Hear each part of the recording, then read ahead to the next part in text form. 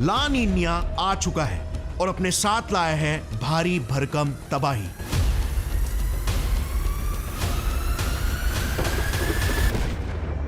Indian Meteorological department के साइंटिस्टों ने पहले ही वार्न कर दिया है कि 2024 का अंत और 2025 की शुरुआत हद से ज्यादा ठंडी होने वाली है। Met Department is predicting a harsh winter ahead. There are forecasts of the La Nina effect having a big impact. क्योंकि तापमान असामान्य रूप से घटने वाला है और इसी से बचने के लिए गवर्नमेंट ने भी नागरिकों को इस बारे में पहले से ही चेतावनी दे दी है। La Nina effect is having an impact, meaning shifts in wind circulation patterns leading to more rains and snow. La Nina effect. La Nina effect. La Nina. La Nina. La Nina. La Nina effect.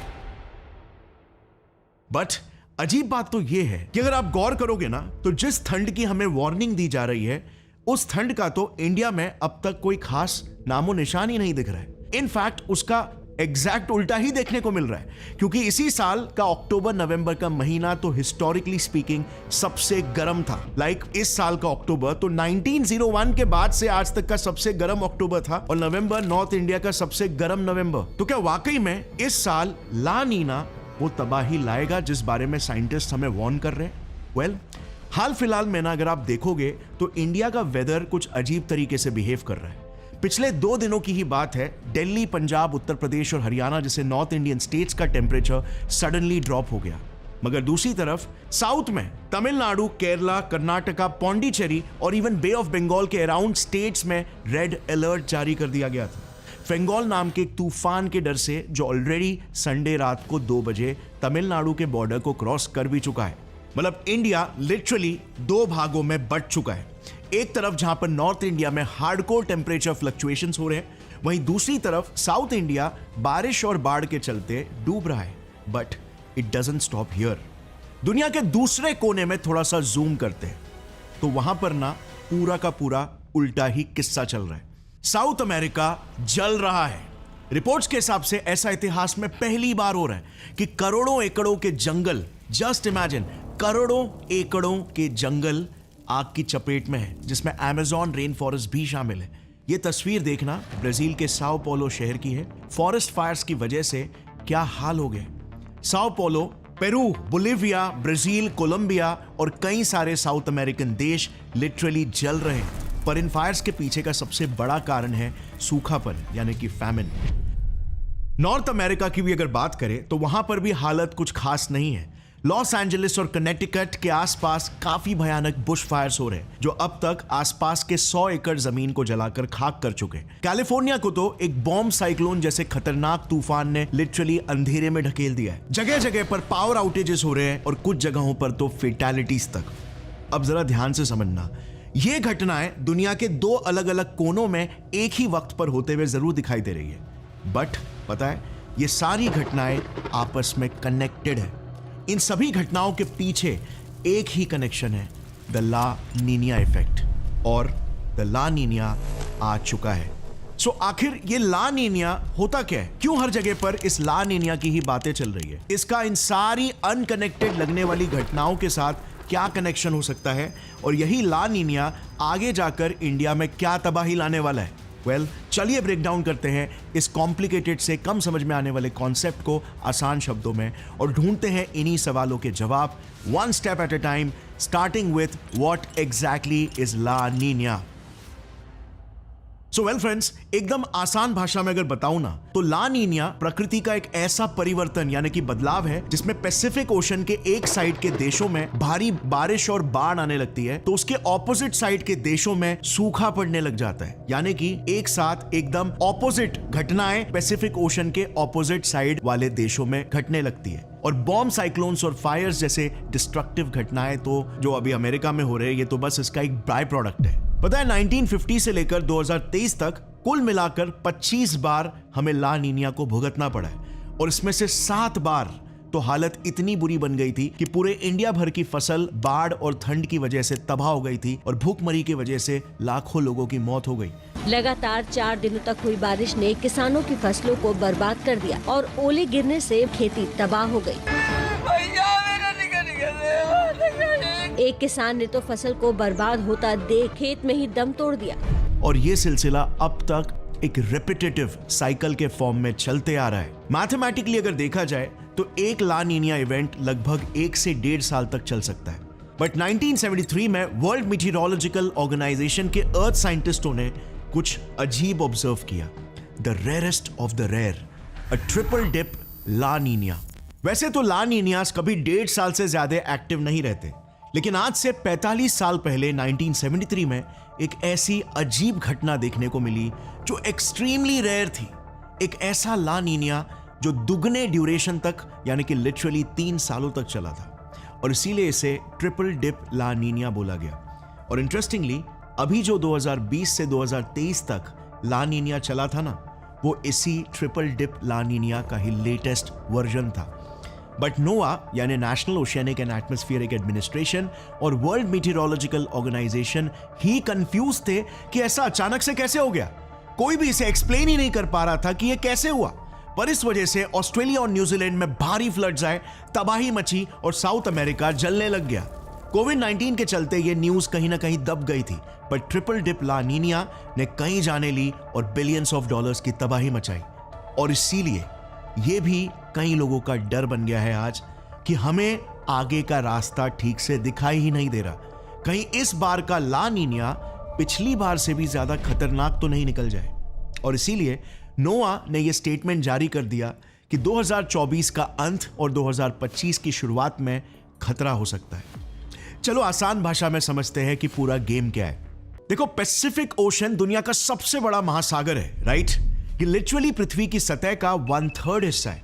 इतना बड़ा area होने की वजह से ये दो चीजें, number 1 हमारे क्लाइमेट और नंबर 2 टेम्परेचर्स को स्ट्रांगली इन्फ्लुएंस करने की ताकत रखता है।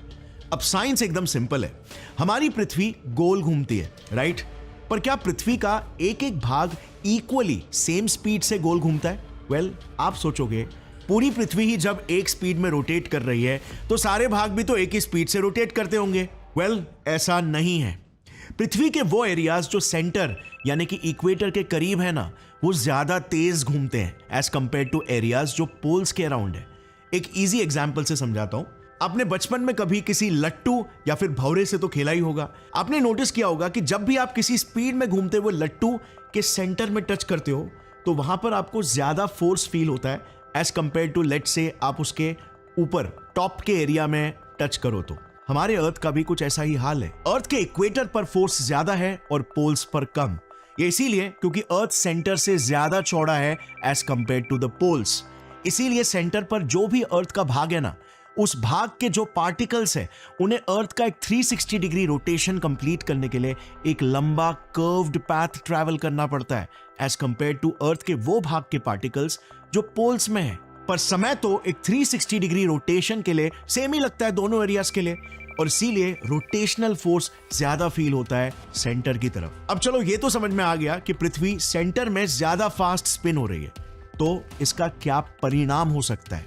वेल, सबसे बड़ा इफेक्ट पड़ता है विंड पैटर्न्स पर। नॉर्दर्न हेमिस्फीयर में सीधे बहते विंड्स अपने राइट साइड की ओर डिफ्लेक्ट होने लगते हैं और सदर्न हेमिस्फीयर में सीधे बहते विंड्स अपने लेफ्ट साइड की ओर डिफ्लेक्ट होने लगते हैं, बेंड होने लगते हैं। जस्ट क्योंकि हमारी पृथ्वी राइट साइड की ओर तेजी से रोटेट कर रही है, और जितना ज्यादा इक्वेटर की तरफ ये विंड्स बहेंगे ना, उतना ही ज्यादा ये विंड्स डिफ्लेक्ट करेंगे, क्योंकि इक्वेटर की तरफ रोटेशनल स्पीड सबसे फास्ट है, राइट? इसी इफेक्ट को हम कहते हैं द कोरियोलिस इफेक्ट। अब जरा इस वीडियो को कुछ सेकंड्स के लिए पॉज करना और मुझे बताना कि इन दोनों टोर्नेडोज में से कौन सा टोर्नेडो नॉर्दर्न हेमिस्फीयर में घूम रहा है और कौन सा टोर्नेडो सदर्न हेमिस्फीयर में। वेल, मे बी आप बोलोगे कि ये घूमते हुए टोर्नेडोज को देखकर ही इनके लोकेशन के बारे में कैसे बताया जा सकता है। बट फैक्ट ये है कि टोर्नेडोज जो पृथ्वी के सदर्न हिस्से में घूमते हैं ना, वो क्लॉकवाइज मोशन में स्पिन करते हैं, और नॉर्दर्न हेमिस्फीयर में जो टोर्नेडोज घूमते हैं वो ठीक उसका उल्टा एंटी क्लॉकवाइज मोशन में घूमते हैं। ऐसा होता है कोरियोलिस इफेक्ट की वजह से ही। टोर्नेडोज के सेंटर में जो उसका ब्लैक वोर्टेक्स होता है ना, वो एक लो प्रेशर एरिया होता है, और साउथ से इक्वेटर की तरफ बहती स्ट्रेट हवाएं अर्थ के रोटेशन की वजह से लेफ्ट साइड की तरफ कर्व हो जाती है, और उस लो प्रेशर वर्टेक्स के अराउंड एक कर्व्ड मैनर में क्लॉकवाइज डायरेक्शन में स्पाइरल करते चली जाती है। और इसका एग्जैक्ट उल्टा नॉर्दर्न हिस्से की हवाओं के साथ होता है। वो अपने राइट साइड बेंड करती है और फिर लो प्रेशर वोर्टेक्स के अराउंड एक एंटी क्लॉकवाइज मोशन में स्पाइरल करती चली जाती है। सो इससे ये तो क्लियर हो गया है कि हमारे अर्थ के रोटेशन का हमारे विंड पैटर्न्स पर कितना बड़ा इफेक्ट पड़ता है। और विंड पैटर्न्स पृथ्वी पर क्या अहम चीज डिसाइड करते हैं मुझे बताओ। वेल, गर्मी लगती है तो क्या लगाते हो? एसी। ये एसी क्या फेंकता है? ठंडी हवा, राइट। विंड पैटर्न्स डिसाइड करते हैं कि पृथ्वी पर कौन सी जगह पर क्या टेम्परेचर होगा, क्योंकि अगर ठंडे विंड्स एक जगह से दूसरे गर्म जगह पर मूव कर रहे हो तो वो उस गर्म जगह के टेम्परेचर को ठंडा कर देंगे। और इसका उल्टा भी होता है, जब गर्म हवा किसी एक भाग से दूसरे ठंडे भाग में ट्रैवल करे तो वहां पर वो गर्मी ला देंगे। सो ये फंडामेंटल समझने के बाद अब आते हैं दोबारा से हमारे सबसे बड़े ओशन पैसिफिक ओशन पर, पृथ्वी का 1/3 हिस्सा जहां पर ही मेन एक्शन है। पैसिफिक ओशन का जैसे आप देख सकते हो अच्छा खासा हिस्सा इक्वेटोरियल रीजन में स्थित है, जिस रीजन के अराउंड ये सारे देश मौजूद है और हमारे इंडिया का सदर्न टिप भी। अब मुझे बताओ, बेस्ड ऑन जितना भी हमने सीखा, पैसिफिक ओशन के साउथ ईस्टर्न पार्ट में विंड्स के बहने का डायरेक्शन या पैटर्न क्या होना चाहिए? सोचो। ऑफ कोर्स राइट से लेफ्ट की तरफ, यानी कि ईस्ट से वेस्ट की तरफ, राइट। और इसीलिए ये सदर्न पैसिफिक एरियाज का एक नॉर्मल नेचुरल विंड पैटर्न है जिसे हम ट्रेड विंड्स कहते हैं।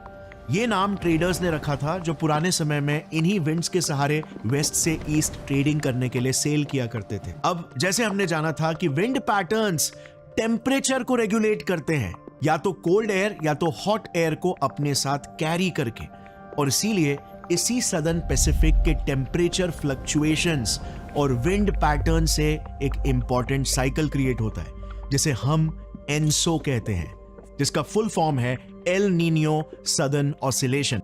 ऑसिलेशन का मतलब फ्लक्चुएशंस, मगर फ्लक्चुएशन किसका? फ्लक्चुएशन टेम्परेचर का, हीट का। एनसो साइकिल पृथ्वी पर सबसे strongest year two year climate fluctuations cause करने वाला साइकिल है, इसीलिए इसे ध्यान से समझना। एनसो का पूरा साइकिल ना 3 फेजेस का है और 3 से 7 सालों तक चल सकता है, जिसमें फेज नंबर 1 न्यूट्रल फेज होता है, फेज नंबर 2 एल नीनियो का फेज होता है और फेज नंबर 3 ला नीनिया का फेज होता है। इसमें न्यूट्रल फेज अकेले उतने समय तक रहता है जितने समय तक एल नीनियो और ला नीनिया फेज कंबाइंड रहते हैं। सो चलो समझते हैं ये फेजेस कैसे क्रिएट होते हैं। सो पैसिफिक रीजन में होता क्या है ना, जैसे ही ट्रेड विंड्स ईस्ट से वेस्ट की तरफ ब्लो होती है, वो अपने साथ समुद्र के ऊपरी सतह के गर्म पानी को भी आगे ढकेलते हुए चलती है। इससे वेस्टर्न रीजन्स में हॉट वाटर इकट्ठा होने लगता है और ईस्टर्न रीजन्स का पानी ठंडा होने लगता है, क्योंकि ऊपर के लेयर्स का गर्म पानी आगे ढकेला गया तो नीचे के लेयर्स का ठंडा पानी ऊपर सतह पर आ जाता है। अब डिपेंडिंग अपॉन पैसिफिक ओशन का टेम्परेचर कितना है, डिसाइड होता है कि कौन सा एनसो साइकिल का फेज आएगा। अगर पैसिफिक ओशन का तापमान एवरेज के करीब है तो ये न्यूट्रल स्टेट कॉज करेगा। अगर ट्रेड विंड्स कमजोर है और वो गर्म पानी को ईस्ट की तरफ ढकेल ही नहीं पा रहे तो ये एल नीनियो फेज कॉज करेगा। और अगर ट्रेड विंड्स बहुत ही ज्यादा पावरफुल है और ज्यादा ही तेजी से गर्म पानी को वेस्ट की तरफ ढकेल रहे हैं तो पैसिफिक ओशन और ज्यादा कूल हो जाएगा, एवरेज से ज्यादा कूल हो जाएगा और ये ला नीनिया फेज कहलाया जाएगा। अब ध्यान देना, ला नीनिया फेज में पैसिफिक ओशन तो कूल हो गया, मगर सारा गर्म पानी तो वेस्टर्न रीजन्स में इकट्ठा हो गया ना, तो इससे क्या होगा? वेल, इससे इन रीजन्स में एक हाई प्रेशर जोन बन जाएगा, एक ऐसा जोन जो तेजी से अपनी तरफ बारिश के बादलों को अट्रैक्ट करने लगेगा। और एग्जैक्टली उसके ऑपोजिट साइड में यानी कि अमेरिकाज में ये कोल्ड वाटर्स की वजह से लो प्रेशर जोन क्रिएट होगा जो बादलों को दूर भगाएगा और सूखा कॉज करेगा। इसीलिए La Nina India, Indonesia, Malaysia, Philippines, Thailand जैसे वेस्टर्न पैसिफिक देशों में तेज बारिश लाता है, तो वहीं पर अमेरिकाज में यह सूखा और ठंडा मौसम क्रिएट करता है। सो अब आपको समझ में आ रहा होगा कि इंडिया के साउथ में बिन मौसम की बरसात आज के तारीख में क्यों हो रही है, तूफान क्यों आ रहे हैं और ये बाढ़ क्यों ला रहे हैं। 2024 में इंडिया ऑलरेडी 3 मेजर साइक्लोन्स को फेस कर चुका है, जिससे अभी भी हम पूरी तरीके से रिकवर नहीं कर पाए। हमने खतरनाक साइक्लोन्स देखे, जैसे साइक्लोन रेमाल जो मई 24 से मई 28 तक चला ओडिशा में, जिसने 84 लोगों को मार दिया। 2500 घर बर्बाद कर दिए और जिस वजह से 1 लाख लोगों को रेस्क्यू करना पड़ा, शिफ्ट करना पड़ा। दूसरा मेजर साइक्लोन था साइक्लोन आसना, जो अगस्त 25 से सितंबर 3 तक मध्य प्रदेश में चला। 50 लोग मारे गए और 40,000 लोगों को रेस्क्यू किया गया। तीसरा बड़ा साइक्लोन था साइक्लोन दाना, जो अक्टूबर 24 से 25 तक ओडिशा वेस्ट बंगाल में चला, जिसमें गवर्नमेंट ने सही समय पर एक्शन तो ले लिया, जिस वजह से सिर्फ 4 ही कैजुअलिटीज हुई, मगर 8 लाख लोगों को इवैक्यूएट किया गया और 5,800 घर बर्बाद हो गए। और इवन अभी जस्ट लेट नवंबर से ही इंडियन मीटियोरोलॉजिकल डिपार्टमेंट साइक्लोन फेंगोल के बारे में वार्न कर रही है सदर्न स्टेट्स को, जैसे तमिलनाडु, कर्नाटका, केरला, पौंडीचेरी और इवन बे ऑफ बंगाल के अराउंड के रीजन्स में भी काफी सारे अलर्ट्स इशू किए गए हैं। At least 3 people died in rain-related incidents as Cyclone Fengol passed through South India. Breaking updates now pouring in. Cyclonic storm Fengol over southwest Bay of Bengal is just about 210 kilometers southeast of Chennai. It's been issued across several parts of Tamil Nadu as Cyclone Fengol forms over the Bay of Bengal. It is likely to make landfall today close to Puducherry with wind speeds up to 90 kilometers per hour. हमें फ्लडिंग्स, मडस्लाइड्स, landslides और cloud burst की warning दी जा रही है और जब तक ये वीडियो लाइव हो जाएगा कितने इंसिडेंट्स तो ऑलरेडी घट भी चुके होंगे। और ये साइक्लोनिक और फ्लडिंग वाले इवेंट्स सिर्फ इंडिया तक ही सीमित नहीं है, हाँ, बल्कि बाकी के वेस्टर्न पैसिफिक रीजन के और भी कई देश है, जैसे इंडोनेशिया, फिलीपींस, मलेशिया, इनमें भी सिमिलर घटनाएं देखने को मिली है। इंडोनेशिया ने भी इस बार कई बहुत ही भयंकर फ्लड्स का सामना किया है। एक तो जस्ट अभी लास्ट वीक ही सुमत्रा आइलैंड में घटी। इन घटनाओं के पीछे भी ला नीनिया का ही इन्फ्लुएंस है। In Indonesia, heavy flooding on Sumatra Island has left 2 children dead. Some 24,000 people have been forced to flee their homes. Torrential rainfall hammered the island for days. Rivers caused to burst their banks and sending the water levels surging in the residential areas. World Meteorological Organization के scientist के calculations के हिसाब से Indonesia 2050 तक तो डूब जाएगा, क्योंकि उसके आसपास का सी लेवल बहुत तेजी से बढ़ रहा है, लगभग 10 सेंटीमीटर पर ईयर, और ये सब बस अकेले ला नीनिया के ही वजह से। दूसरी तरफ दुनिया के दूसरे कोने में ला नीनिया अलग ही प्रॉब्लम्स क्रिएट कर रहा है। साउथ अमेरिका में सूखा पड़ गया है और वो लिटरली जल रहा है, और ये कोई एग्जैजरेशन बिल्कुल नहीं है। ये तस्वीर देखना, यह ब्राजील के एक शहर साओ पोलो की दिन की एक तस्वीर है। जंगलों में लगी आग के धुएं की वजह से ये हाल हो गया है। होगा क्यों नहीं, 32 लाख एकड़ के जंगल ब्राजील में आज के तारीख में जल रहे हैं। साउथ अमेरिका के अकेले बोलिविया देश में 1.7 करोड़ एकर्स के जंगल जल रहे हैं। पैराग्वे में लगभग 5 लाख एकड़, अर्जेंटीना में 1 लाख एकड़। ऐसे कई साउथ अमेरिकन देशों का यही हाल है। कई एनवायरमेंटल एक्सपर्ट्स ये कह रहे हैं कि अमेज़न रेन फॉरेस्ट का लिटरली 25% हिस्सा तबाही में है, जिससे ये रेन फॉरेस्ट पृथ्वी का जिसे लंग्स कहा जाता है ना, एक ऐसे पॉइंट तक पहुंच चुके हैं जहां से वापस रिकवर कर पाना एक्सट्रीमली मुश्किल होने वाला है। अब वापस से आते हैं इंडिया में। इंडिया में कई सारे न्यूज रिपोर्ट्स ये बोल रहे हैं कि इस साल बहुत ही खतरनाक ठंड होने वाली है, right? In fact Indian Meteorological Department का खुद का ये कहना था सितंबर तक। And one of the reasons were because La Nina की वजह से नॉर्दर्न बेल्ट में प्रेसिपिटेशन बढ़ जाता है। सो नॉर्दर्न बेल्ट में वैसे ही ठंडी होती है और साथ में प्रेसिपिटेशन भी बढ़ जाए तो टेम्परेचर काफी ठंडा हो जाएगा। बट यू नो व्हाट, अभी जस्ट 2 दिसंबर को ही लेटेस्ट अपडेट आया है उनके तरफ से ही कि वी वर रॉन्ग। दिसंबर महीना भी वार्म ही रहने वाला है और शायद से पूरा का पूरा विंटर भी वार्म ही गुजरेगा। और यही है गाइस मेरे इस वीडियो का सबसे बड़ा कंसर्न, और साथ ही दुनिया भर के क्लाइमेट साइंटिस्टों का भी। नोवा, जो कि one of the most advance climate and temperatures track करने वाली अमेरिकन ऑर्गेनाइजेशन है, याद है उसने जस्ट 2 साल पहले ही ट्रिपल डिप ला नीना जैसे बड़े रेयर इवेंट को ही मिस कर दिया था। और इवन अभी भी अगर आप फोरकास्ट देखोगे ना, तो अलग अलग कंट्रीज ने अलग अलग प्रेडिक्शंस किए हैं दिसंबर और जनवरी के महीनों के लिए, और इनके वैल्यूज में काफी डिफरेंसेस है। Canada winter is going to try to salvage its reputation. Average temperatures in precip down in the southwest, with areas that have a ton of snow versus no snow at all. This year we are looking at a La Nina. Due to that increased southern storm track and large temperature swings, severe weather outbreaks are unfortunately something that we're certainly going to be dealing with this winter. IMD कभी बोलता है कि इस साल ना कड़ाके की ठंड होने वाली है, तो फिर कभी बोलता है कि वी आर सॉरी, हम गलत थे, विंटर काफी वार्म होगा। सच तो यह है ना कि वेदर सिस्टम्स को आज प्रेडिक्ट कर पाना एक्सट्रीमली मुश्किल हो गया है। पता है क्यों? Well, climate change. इंसानी सभ्यता अपने आधुनिकता और इंडस्ट्रियलाइजेशन से बहुत ही ज्यादा एक्स्ट्रा हीट प्रोड्यूस कर रही है, जिसे वातावरण में रेडिएट कर दिया जाता है। ये एक्स्ट्रा हीट, जिसका कोई ठोस हिसाब हमारे पास नहीं है, वेदर सिस्टम्स के साइकिल को अफेक्ट कर रहा है इस तरह से कि सटीकता से प्रेडिक्ट कर पाना इम्पॉसिबल होते जा रहा है। एक तो वैसे इन कॉम्प्लेक्स वेदर सिस्टम्स में केओस थियरी और बटरफ्लाई इफेक्ट लागू रहता है, यानी कि एक छोटे से इफेक्ट का एक बड़ा सा काउंटर इफेक्ट हो सकता है, और ऊपर से अब हम ये सब अनअकाउंटेड क्लाइमेट चेंज को घास डाल रहे हैं। इस वजह से वेदर सिस्टम्स को प्रेडिक्ट कर पाना बहुत ही मुश्किल बनते जा रहा है। बट यू नो व्हाट, अपनी रिसर्च में मैंने एक बहुत ही इंटरेस्टिंग पैटर्न को नोटिस किया। सो सवाल ये है कि क्या साल 2025 ठंडा साल होगा या गर्म साल होगा? वेल, जरा इन दो चार्ट्स पर नजर डालना। एक तरफ है ट्रिपल डिप ला नीना का डेटा और दूसरे तरफ है ग्लोबल एवरेज टेम्परेचर्स का डेटा। ये देखना, जब भी ट्रिपल डिप ला नीना हुआ ना, उसके खत्म होने के 2 सालों बाद हमेशा ग्लोबल टेम्परेचर हिस्टोरिकली बड़ा ही है। सो speaking about the year 2025 in general, अच्छा चांस है कि ग्लोबल टेम्परेचर हाई ही रहने वाला है। अब इंडिया के कॉन्टेक्स्ट में ये हाई कितना हाई होगा, ये तो वक्त ही बताएगा।